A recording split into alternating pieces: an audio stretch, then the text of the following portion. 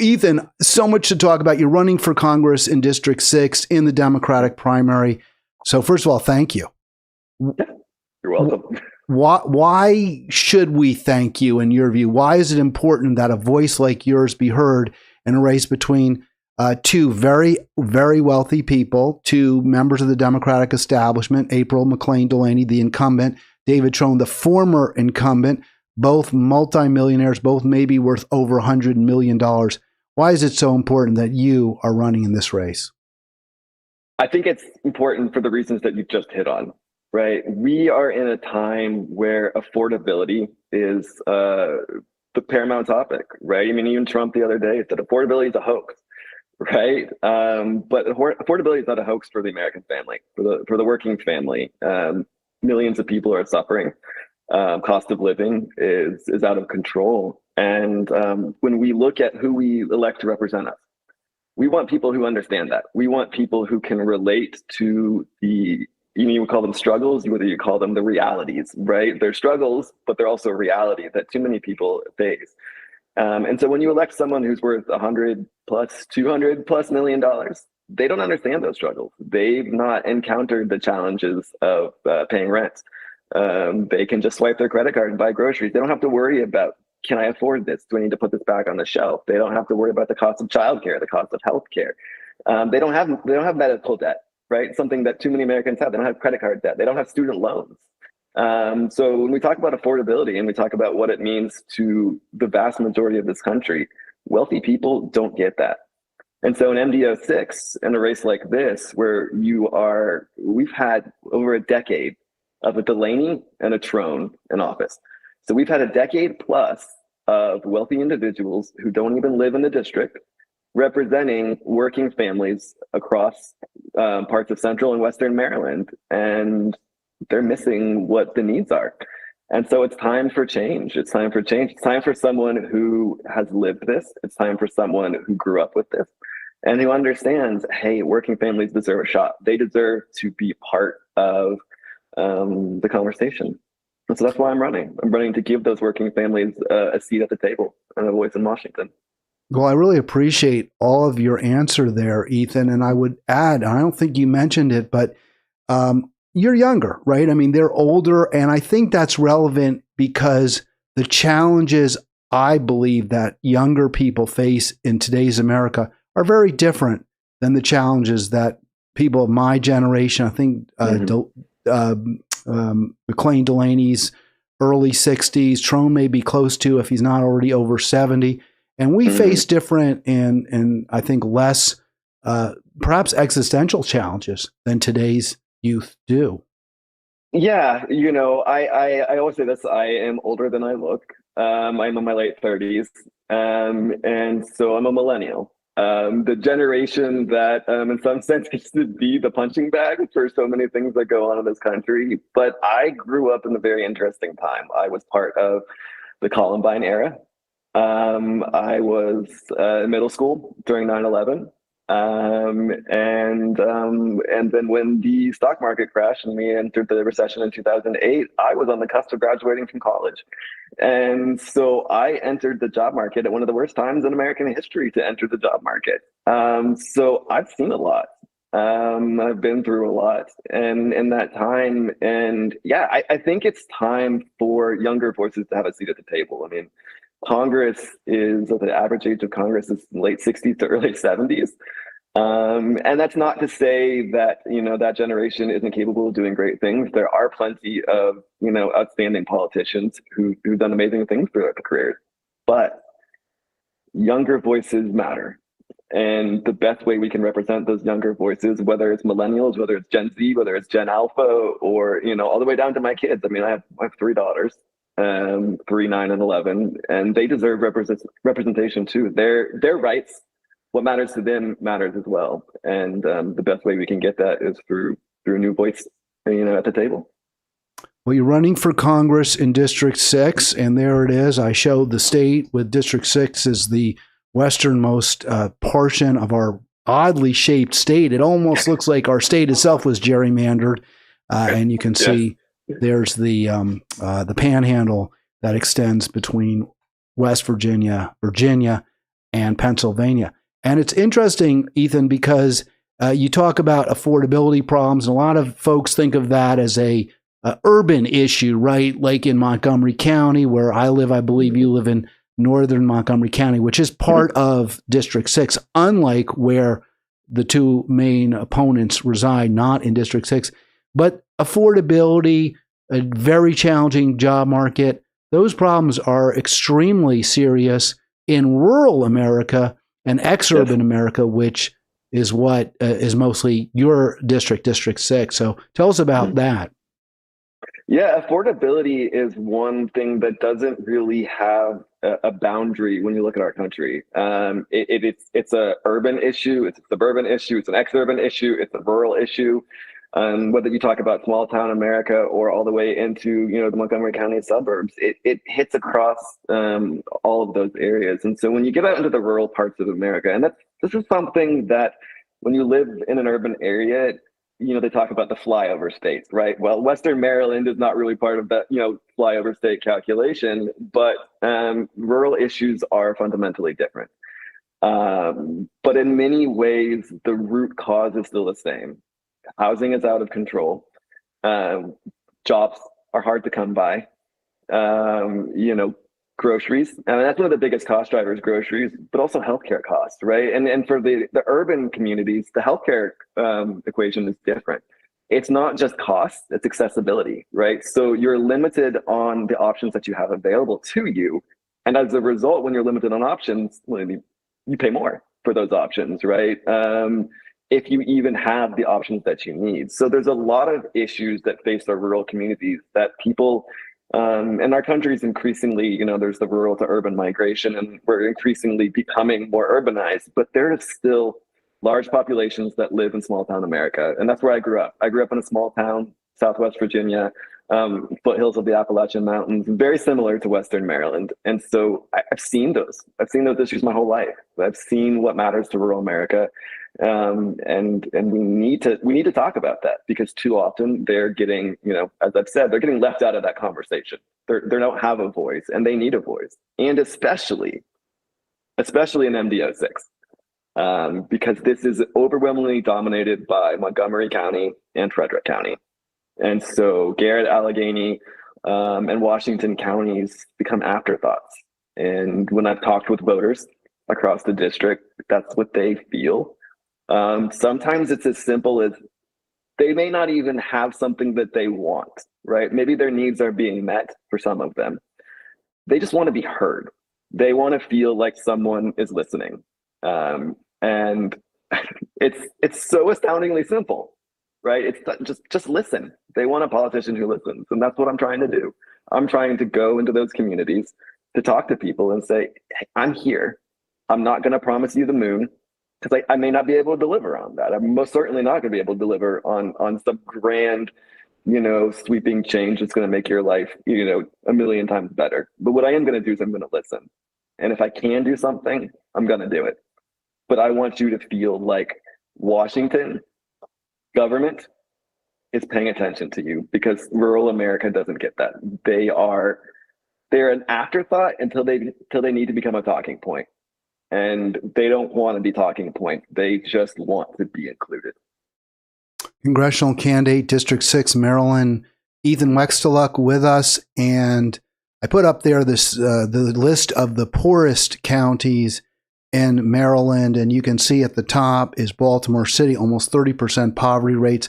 And then you have actually a number of rural counties, Somerset County, Eastern Shore, I believe. And then the three highlighted are the three counties that are completely within District 6, the district you're running to represent, Allegheny, which includes Cumberland, one of maybe the poorest city in Maryland, Washington County, and Garrett County.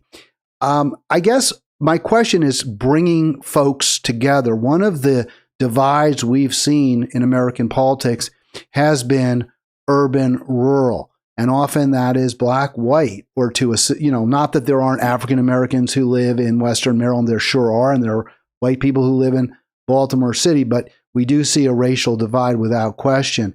How do you propose solutions that will benefit the victims of this rapacious capitalist, crony capitalist, corrupt capitalist, socialized capital, socialism for the wealthy, capitalism that we live in? How do you bring people together?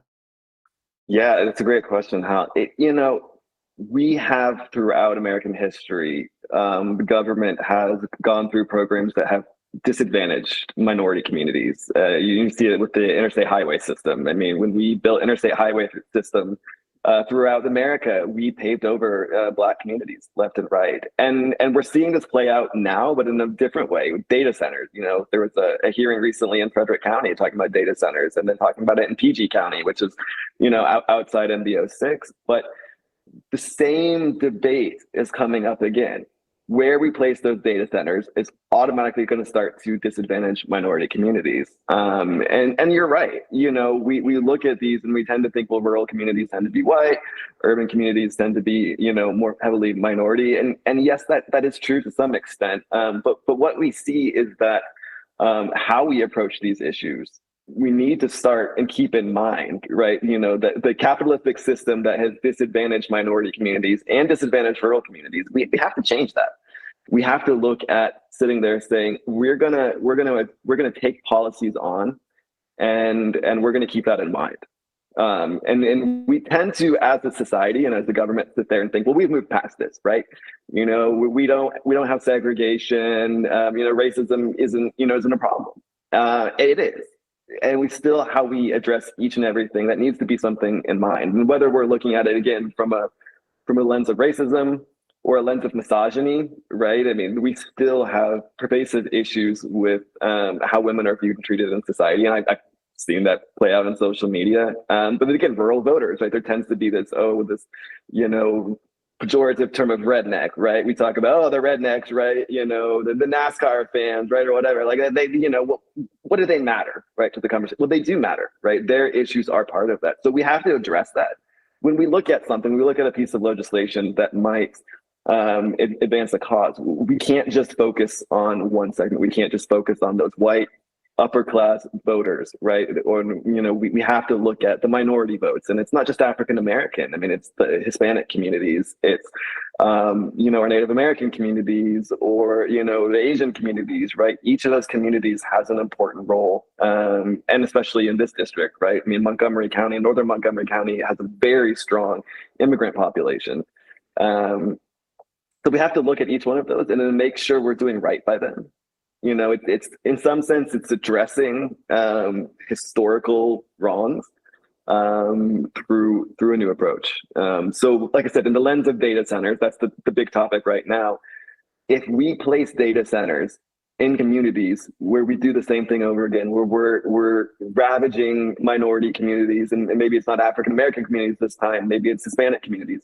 But if we repeat those same mistakes, that's a problem.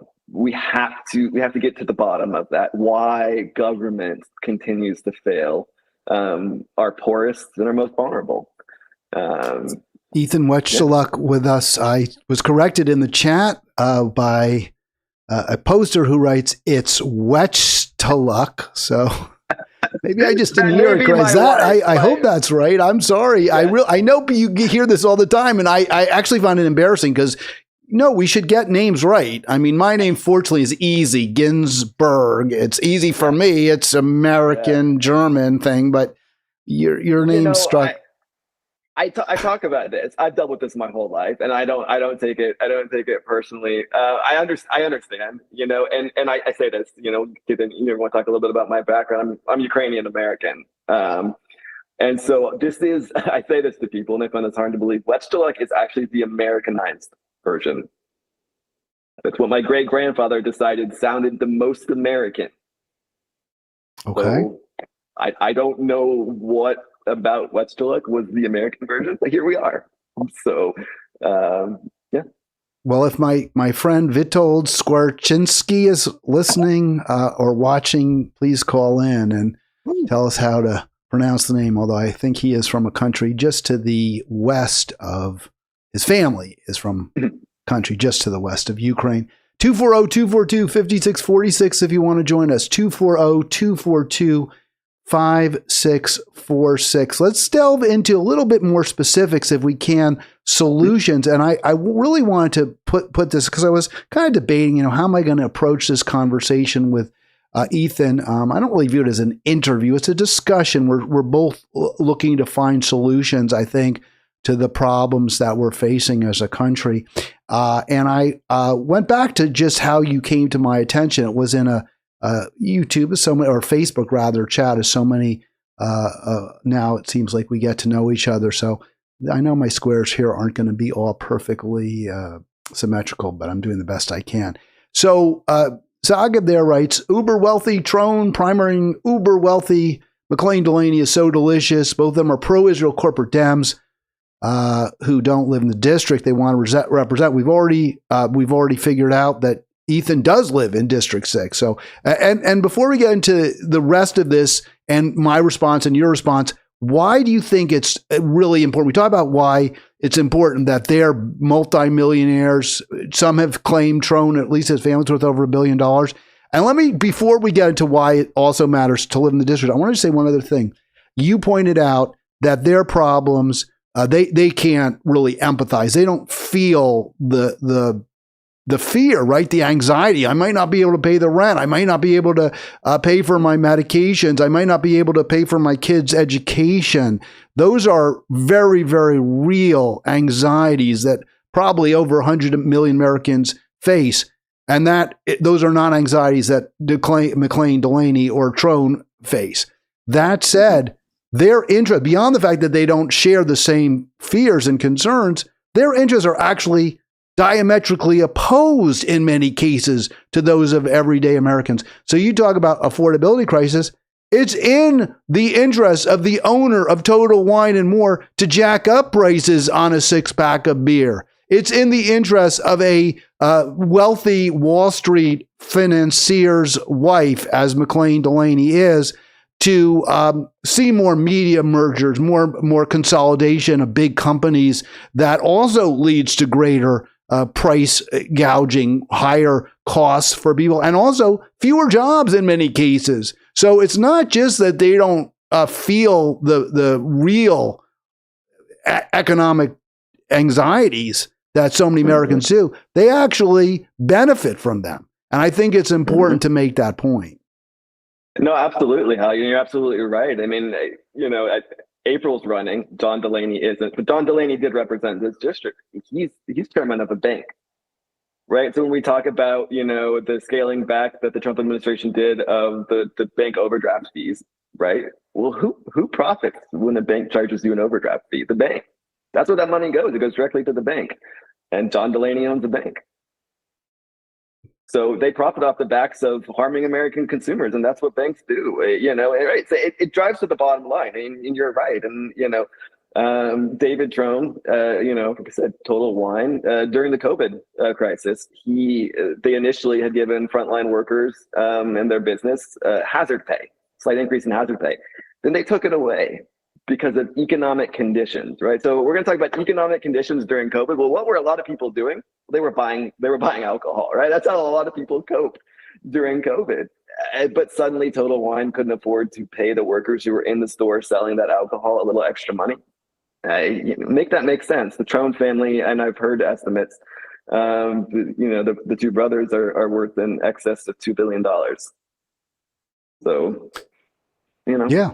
I mean, their interests are diametrical. Also, their interests are in keeping top marginal income tax rates low and reducing estate taxes. Those interests are directly opposed to what the great majority of Americans benefit from. Obviously, you tax wealth. It benefits those who don't have wealth, and most Americans don't. 240-242-5646 if you want to join us. We've got Ethan Wechtaluk with us, and I'd love to talk to you. We've got a lot of folks watching, which is great. So let me ask you, I'm going to be more pointed here. Do you condemn Israel's genocide? Do you acknowledge it as a genocide? Would you take on AIPAC however you can if you are elected to Congress, Ethan? Yeah. Hal, I think this might be the easiest question that you're going to ask me today. It is the literal definition of genocide, what Israel is doing. And as far as AIPAC funding, look, I've been from the very outset of this crisis. I have made it very clear I do not support Israel's position. I do not support Israel's actions. So if AIPAC were to even give me money, if they were to oversee that, I would return to sender. I wouldn't even open that letter. I would immediately return to sender, stuff it back. And that goes for any of the Israel lobby. You know, there's several organizations outside of AIPAC. It's not just AIPAC, although they're the largest driver of that. But no, it's genocide. It's heinous. It's murder. It's crime where you don't kill journalists, you don't kill healthcare workers, you don't kill innocent men, women, and children just for the sake of defending yourself. That's not defense. That is murder. And the Israeli government needs to be held accountable for that, full stop. And the United States needs to stop funding it and supporting it. So it's genocide. It's murder. It's one of the worst humanitarian abuses that has unplayed in the public eye. I mean, to be clear, there's other humanitarian issues going on in the world. I mean, Sudan kind of slips under the radar in light of what's going on. But this is playing out with the world's eye on it, and it continues to play out in the media, in the headlines, and we're having a debate on what it is. There's no debate. There's none. It's genocide. That's it. So given that you and I see this the same way, I have several questions in mind. I just want to put my response to Saqib was we need to find a pro-peace, pro-worker candidate to run as a Green and then support them. And I am really an abandoned Dem guy, not completely. And you're someone that I would vote for if I lived in District 6. As a Democrat, I would vote for you. But you see so many Democrats, sadly, I think, I mean, maybe you disagree with this, who have taken AIPAC. Well, you can't disagree with it. It's true. They take many take millions from AIPAC. It was a Democratic president, not a Republican, who backed Israel for the first, I guess, year plus of the genocide. How did that make you view your tie to the Democrat Party, your registration? Did you think, well, maybe I should consider alternatives as I have and become a Green, or at least look at an independent run? Yeah, it has. You know, it's cut right to the central debate around the two-party system in this country and the stranglehold that the two-party system has on American politics. And I could go deep into that as a political science major in college. But I think the two-party system at a high level doesn't serve the broad majority of it when our parties are funded by corporate interests, right? And you know, when a viewpoint, when a stance, when a vote is for sale, then it ceases to be a democracy and it ceases to be effective. And the real challenge is, and this is the debate I had with myself, Al, when I first started running or thinking about running, I looked at myself as, can I run as an independent? Because I don't like what's going on in the Democratic Party. And, you know, even today, the DNC announced that they are not going to release their autopsy of the 2024 presidential election because they're worried about the infighting and the public perception of what that could do. So the DNC is refusing to publicly talk about what went wrong. That is a problem. And I posted about this on social media this morning because that's an issue, right? And to be clear, it's not just the Democrats. The Republicans are doing the same thing. They're in a different place than the Democratic Party is. But the Democrats, there's no clear vision. And you have these kind of, in some sense, warring factions. It's not even young versus old. We think about, oh, well, it's young versus old. The second largest taker of AIPAC funds in the Maryland delegation is Sarah Elfreth. She and I are the same age. I'm actually a few months older than her, but we're the same age, right? She receives millions of dollars from AIPAC, well documented. So this isn't even just a young versus old. This is not like, oh, well, the Hakeem Jeffries or the Chuck Schumers or, you know, the world, they're in. No. Some of our young politicians are doing the exact same thing. So there is a fundamental issue within the Democratic Party in which we cannot confront our own failures. We cannot confront our mistakes. We cannot learn from them. The Democratic Party has an opportunity to position itself as the party of the people, right? Really listen to the voice of the people. And they're not doing that. They're choosing instead to let's go back to where we're comfortable, and that's in the arms of Wall Street, right? And so, yeah, I had I don't call it an existential debate, but I did have a debate with myself. Do I want to run as a Democrat? Do I really want to align myself with this, or do I want to look like, the Greens or an independent, right? And I took a serious look at, do I want to run as an independent? But the problem goes back to the stranglehold that the two-party system has. And, to run, to be successful, I have to run as one of those two parties. And so I'm looking at this from my lens is I'm not here to make establishment Democrats comfortable. I'm here to make them uncomfortable. I'm here to make them think outside the box. I'm here to push them to do something that they may not want to do. Are you afraid? Let me just jump in real quick because there's so much that you've said, and I'm like, go get them. I love what you're saying. I don't want to be the cheerleader, right? I'm the interviewer, but I really agree with what you're saying, of course. But aren't you a little bit afraid that by saying this, you're putting a target on your back? I mean, we've seen Democrat, the centrist wing has zero problem eating its own, and not just not just centrist, but you heard AOC during the campaign going after Jill Stein, lying, frankly, about Kamala Harris's record.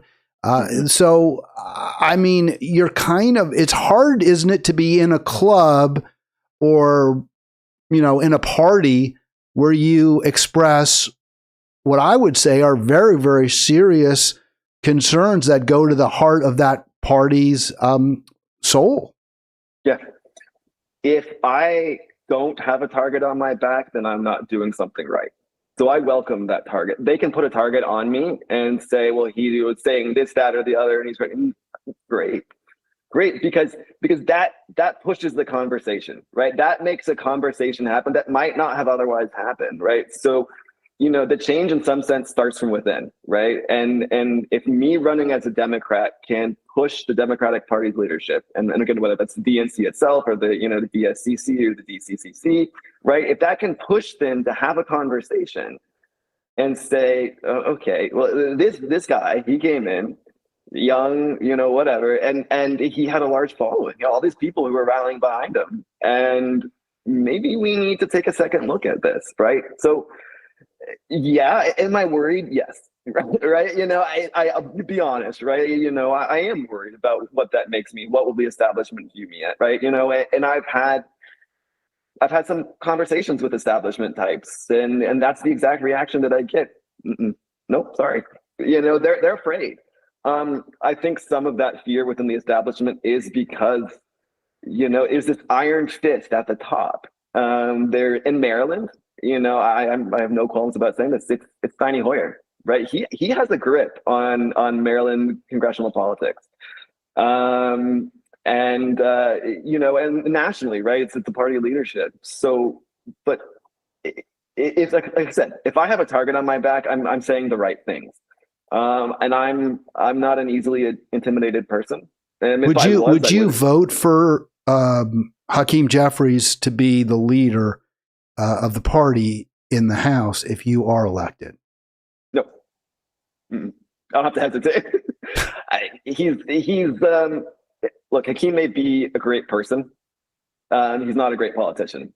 And yeah, I will admit that initially I supported him when he, before he became, that into that role that he's in now. I don't have a problem saying that I regret that support. He has not risen to the challenge. He's not risen to the occasion. And I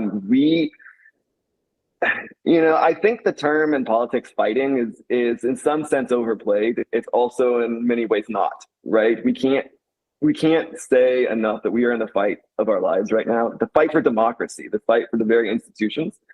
And so we need people who are going to fight. And I think,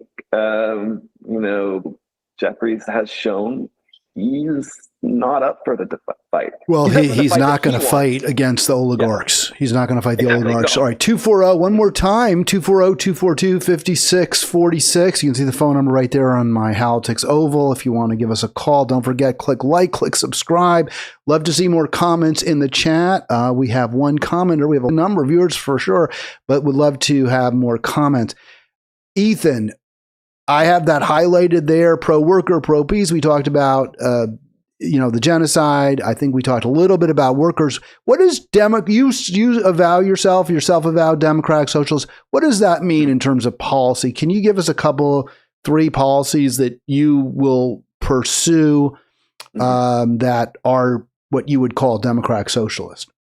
Yeah, it starts with people over profits, right? We have to end the oligarch, the corporate welfare. We need to realize that the real power, the real strength in America rests not with corporations, not with Wall Street, but it rests with the people. And so this is about returning power to the people. This is about empowering the working class, the working families in America, and giving them the opportunities that they deserve. So, we talk about unions, right? Unions built this country. My grandfather was a union steelworker, worked in the steel factory for his entire life. He came back from World War II and worked there. He helped build this country.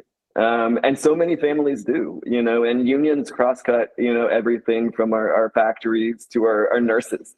So many of our nurses are teachers, right? They're union workers. And so we've seen establishment Democrats and the Republicans try to not support these hardworking Americans. And so things like passing the PRO Act, right? Helping support our unions, giving them a chance. And that also, again, helps address the affordability crisis. We have Starbucks workers, right? Everyone loves their lattes. Everyone loves their frappuccinos, right?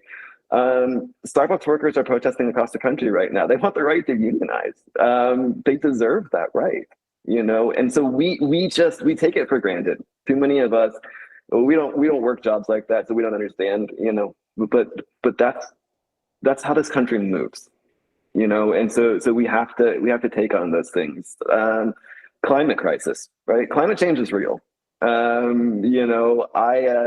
grew up in a family. My mother was a very big environmentalist. So I grew up with the reduce, reuse, recycle slogan, before it was the popular thing. But the climate crisis we're seeing it play out, in our country right now, whether it's, data center argument, whether it's solar power, green energy transition, water usage, right? We talk about Western Maryland, we talk about farms. Frederick County is the largest percentage of farmland in Maryland. More farms than any other county across the state of Maryland, right? Water usage is a big thing, right? And so we're talking about building a data center in Frederick County. Well, it's going to take water, right? So, and then pollution, right? What we do with our trash, what we do recycling, right? So yeah, the article you got right up there. Why are data centers coming to the agricultural reserve, right? These are the questions and comments that we have to. But climate change is real. We have to start addressing that. I want my kids to have a better future. I want them to have a planet that is inhabitable. I want them to go to the same beaches that I went to growing up. I don't want those beaches to be underwater. So we have to start, addressing that. I think the other big thing is we have to look at immigrants. Before we go there, I'm not going to stop you, but I just want to address briefly, because I did put up I was going to ask you about the data centers. You talked about it a couple of times, so I just plopped it on the screen there, but you can see the coal-fired plant there. I think it's been taken offline now, so you don't see the smoke coming out of the stacks. And the area out there is a lot cleaner, and the air's a lot fresher because of that. It's just better not to have coal-fired electricity. The idea of these data centers is a terrible problem, and it's uniting left and right. Many more Republican, more conservative communities are rallying against the data centers. And we are seeing here, and I'm going to talk more about this, by the way, Ethan, tomorrow with Carlos, my co-host Fridays, sometimes Monday, mostly Mondays, but tomorrow Friday, who has been leading the fight against the data centers. He has been great on that issue, and many others as well. This is the idea that we're going to get rid of a coal-fired plant and then replace it with data centers that consume tremendous amounts of electricity, usually from gas-fired plants, is it's insane, really. It's just Yeah. I call data centers in some sense a necessary evil. Like, I'm aware of the conversation that you and I are having right now. It's going through a data center, right? I'm not naive. Every time I post something to social media, it's going through a data center. Right? So in some sense, yes, we need data centers, right? We know this, and I think even the people who are vehemently opposed to data centers understand that core concept. It's how we're doing it, right? I think one of the best takes that I've seen is, okay, you want to build data centers to fund AI. Why don't you put AI to work building better data centers? If you don't want to do it, then put this tool to work, because I guarantee that AI will come up with better solutions. And like you're saying, the Dickerson power plant, right? Taking it offline, getting rid of coal, and then we're putting something that's going to suck water right out of the Potomac. It's going to burn energy. There's no environmental benefit. There isn't, and I don't know the numbers behind it. It may even be a net loss to the environment by doing that. So, well, why not at least make sure they're all powered by the sun, by wind, which requires a lot less water as well. They do need the water to keep the plants cool, but certainly you don't need to consume it in generating the electricity for the plant. And I think there are better ways. Let's look at efficiency first.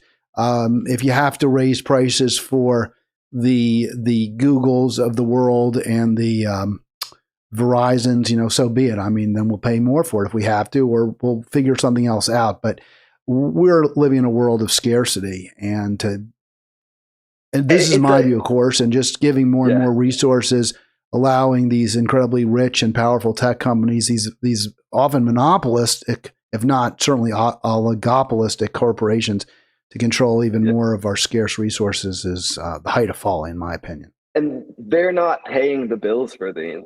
They're going into communities. I've drawn a blank on the name, but Amazon is building a big data center campus in Indiana.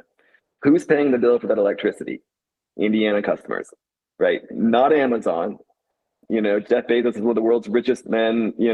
Amazon is just taking advantage of the community, and that's happening all over. I saw an interesting thing that's talking about the data. People are asking, well, why are we building so many data centers or so many data centers that exist? Well, AI is migrated to using GPU chips, and I'm saying this coming from a tech background. Those chips are heavier, and so the existing data centers can't support the upgrades. So we have to build it. So even in that short time, we're already kind of doing it. But when they're looking at it, and I think this to your point, the sustainability aspect, are these even going to be future-proof? What if the next advancements in computing come along and those chips are have different needs? Are we going to have to build a whole other raft of data centers? We're going to have 2 generations of data centers that are obsolete, right? We're not addressing these problems. And to your point, Hal, the tech companies have the money. They have it. Let's spend it. Let's make them spend their money to solve this problem. If it's a good investment, they can easily, if it's ultimately going to prove to be a profitable investment. Many people think the AI is just a bubble. It's going to burst and leave a lot of investors high and dry. Yeah. So absolutely, we're on the same page. One issue you didn't mention, I know you mentioned immigration. We'll get back to it in just a second. But in terms of affordability, and I don't know if this is in your platform. I would assume it is. But where do you stand on Medicare for all? Yes, it is in my platform. Medicare for all is, to me, one of those day one issues, right? The average American family makes a little over $80,000 a year, and they spend a little over $20,000 a year on healthcare costs. So a quarter of the average, and this is an average American family of 4 individuals. So they spend a quarter of their income on healthcare. That's not sustainable. That benefits no one. And so we have to address that. That kind of hits at the core of the affordability crisis. And Medicare for all fixes that, right? And I know there's a lot of scary, when you start talking about Medicare for all, people are like, oh, well, the taxes, right? How are we going to pay for it? It's going to get so expensive. Oh, my taxes are going to go up so much. I think people don't realize what they spend now, right? You already have pre-tax money that goes to healthcare, and then your post-tax costs, right? So you're paying money out of your pocket, and where is it going? It's going to for-profit corporations, the insurance companies, who are. It's a race to the bottom when it comes to care, right? And you're not a human being with medical needs. You have a dollar sign over your head, and they're going to look at, how can I treat this individual and still make money off of it? And I think what we're finally seeing, and I'm applauding this, is the right and the left are starting to come together and realizing that insurance companies are the problem. I mean, Donald Trump said that the other night, right? We're gonna stop paying money to the insurance companies and tax credits, and we're gonna give it directly to the American people. Well, the problem is with that position is that money that they're gonna give to the American people in many instances, they're gonna turn around, give it right back to the insurance companies. So how do we solve this? Right? We gotta take the insurance companies out of the equation, right? And so when you take the insurance companies out of the equation and you have a public option, right? In an ideal state, I look at Medicare for all as you don't have to enroll. It's just there. You don't need health insurance for 5 years. You don't use it, but when you get in a car accident and you go to the hospital, it's there. It covers you. You don't have to worry about it. But I think at the outset, it's a public option. And when you have a public option that's affordable, that provides the essential services and the services that people need, then suddenly the insurance companies have to compete. They can't drive, they have to compete. Medicare can set the reimbursement rates, right? So Medicare can say, I'm going to pay this for a prescription drug. I'm going to pay this for an MRI. I'm going to pay this for, a primary care visit, right? And if an insurance company wants to not pay that, they want more money, well, they're going to lose, right? And so it brings the insurance companies to heel, and it takes that power out of it. But I mean, honestly, Medicare for all, it gets to the affordability issue with healthcare. You shouldn't have to decide between insulin and groceries. You shouldn't have to decide between a cancer treatment or funding your retirement. And too many Americans have to make that choice. And that seems like oh no, that can't possibly be true, but it is true. And I've lived that myself, dealing with healthcare bills and medical bills. Whether it's, buying glasses, like we both have glasses on, or it's your teeth, or, well, these are the CVS special. So but still, it's actually more expensive because if you buy your glasses through vision insurance, if you have it, it costs less than buying. I think these were like $25 maybe. These were cheaper but it's, it's out of control, right? And so we have to, and Medicare for all, it does that, right? It brings everything. You get your needs met, and when you get your needs met at an affordable rate, you have money, right? And you can take that money, you can go back into the local economy. You can go to the diner on the corner street, you can go to the corner grocer, you can go to the local shop that you'd like to visit, and suddenly you don't have to worry about, oh my God, am I going to afford this treatment, or this treatment that I don't even know I need? I got to set aside money in case I get into a car accident, right? When my brother-in-law was sick, he was, his focus should have been, and he said this to his sister, my wife, I should be focusing on my care and on my body and on trying to do what I can to live as long as I can under the circumstances. I shouldn't be calling, United Healthcare and complaining. I shouldn't be calling my doctor and having my doctor call me and say, well, this hasn't been approved yet and we need to do this first. That shouldn't be in the equation. No. And it is. It shouldn't. And he was lucky because he did have what we would all consider to be very good healthcare, working for a big tech company that did provide for its full-time employees only a good policy. So this seems to me a totally unsustainable system, except for the billionaires and even very wealthy people. I've talked to people with millions of dollars, and they know that a cancer diagnosis can wipe. I don't say it would wipe them out, but it could cost them $1 million out of pocket. It's just a terrible system. Yeah, it's one of the issues that there is only a select group of people at the very top who are immune to this. You're right. I mean, my father had Parkinson's disease, and he dealt with it for 20 years and went through extraordinarily expensive medical treatments. And my fortunate to benefit, my mom was an employee of the state of Virginia, and so had good health insurance, but it still was ridiculously expensive. The bills racked up, and I saw that firsthand, and what it did to, you don't just think of a cost of disease, what it does to the self, the family, and that, but then the bills. What does it change for the future? And too many Americans suffer from that. People don't go to the doctor. People who need dental work, they need basic health care. They don't They don't get those needs met, and then they suffer.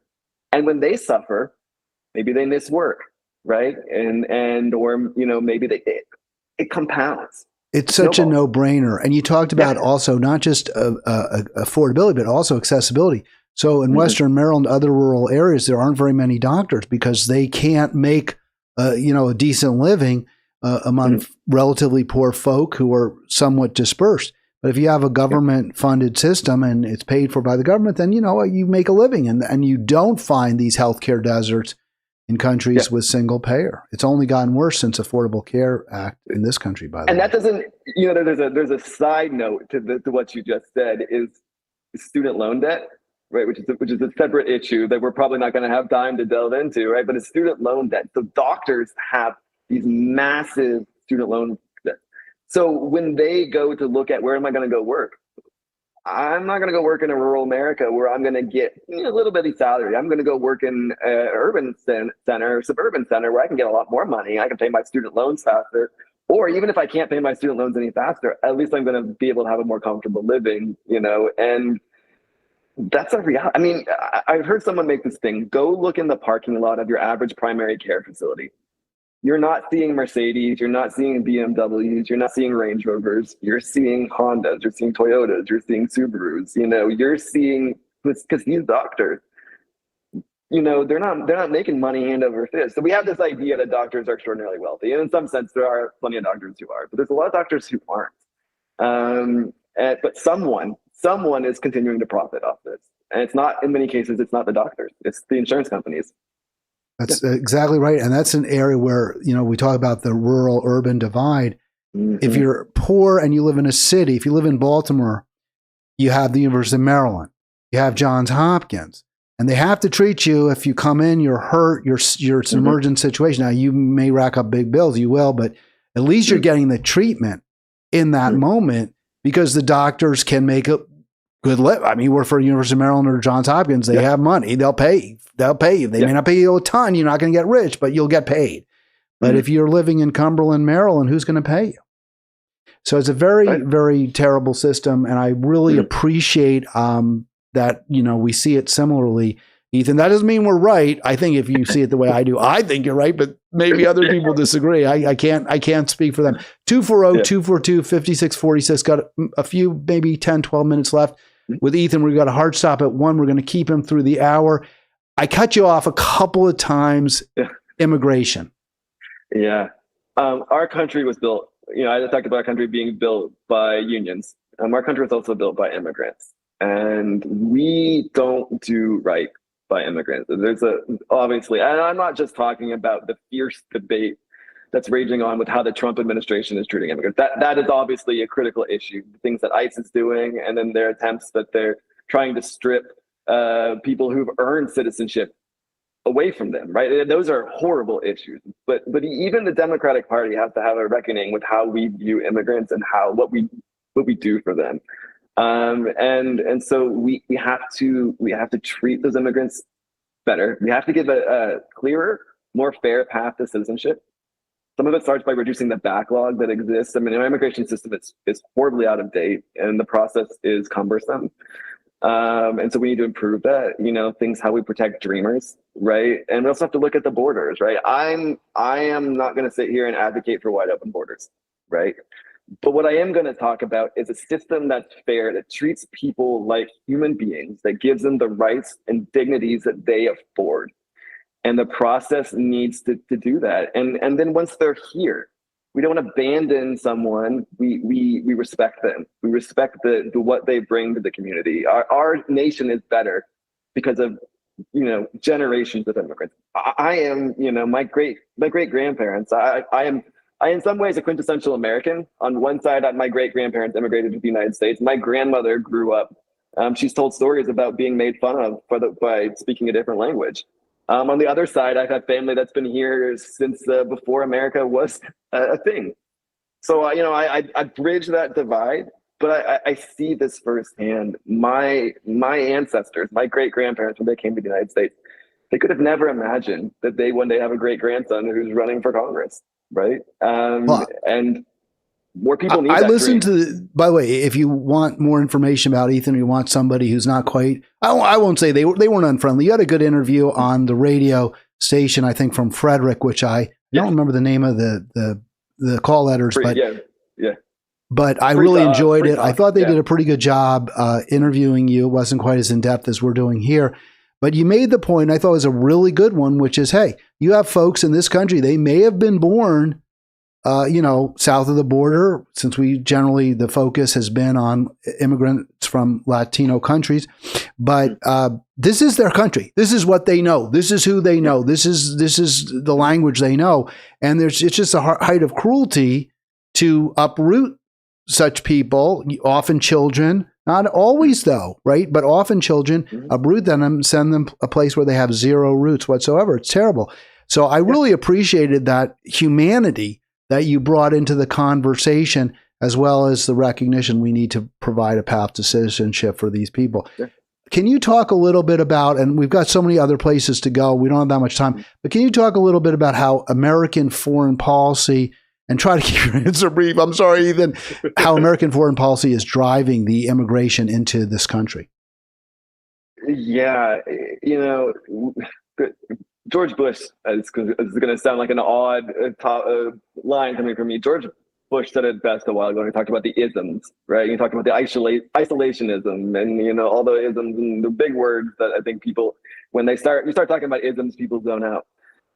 American foreign policy, we have, for a long time, we have been, I think, the policing force across the world, right? And we have maintained for a long time this, give us your poor huddled masses, right? And so people see the American dream, right? And so when we go into countries and we talk about that, we sometimes we make direct promises, other times we make indirect promises. And so, look at Afghanistan as a more modern example of we were an occupying force in Afghanistan. I mean, were we doing good? Yes, but we were an occupying force, right? And so there are so many Afghanis who worked for us, who deserve those opportunities. And then there are countless other Afghanis who did work for us, but they saw the potential, they saw the dream, and they wanted to come to America. And so we need to recognize, when we talk about, Trump talks about make America great again. Well, if America is going to be great again, people are going to want to come here. People are going to want to be a part of that. People are going to want to participate in what we have to offer. Not Trump's America, because I don't think that's going to have a lot to offer, right? But that idea that if America is great, America's at its strongest. People are going to want to participate in that. And why wouldn't they? Right? I mean, why wouldn't they want to join that? We look at other countries, I think, privileged Americans look at countries in Europe and sit there and say, oh, yeah, I'd love to go to Canada, or, Canada's not Europe, but, I'd love to go to Canada, or I'd love to go to Sweden, or I'd love to go to Norway, or the United Kingdom, or France, right? All these countries that have what we view as things that we should have. Other people around the world, they see America as that. So this America is as a global force for good, right? And that's what we like to think of as our, USAID, which has been under threat, and all of those policies. They don't just want to be a recipient. They want to come and enjoy that firsthand. I don't blame them. I don't blame. That's why my family came to the United States, right? That's because they wanted that access. And so when we talk about our foreign policy and then being a global force for good, which I firmly believe that we should be a global force for good, we're going to have to recognize that there needs to be again, humane, fair immigration policy that goes along with that. And if if someone helps us, like those Afghani interpreters, we don't leave them behind. We make sure that they put their lives on the line for us, and we take care of them. And so, we can talk about globalism, right, and an interconnected society and how borders are disappearing, right, and that's accurate, right? That's a fair assessment to make. But we just have to respect our role in the world and on the world stage and what we do for countries. And if people want to come partake in America, amazing. It makes us better.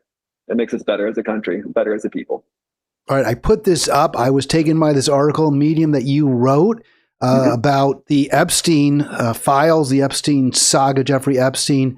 And just tell us a little bit, rather than putting up blurbs from it, I just want you to maybe describe why you decided to write this in Medium, and what are the implications of what we're seeing and what we saw in this horrible case of pedophilia among the wealthiest and most powerful people. This is timely, Hal, because tomorrow is the deadline to release the files for the Trump administration. So we'll see what happens tomorrow. This is an atrocious story, and I think that most people would agree with that.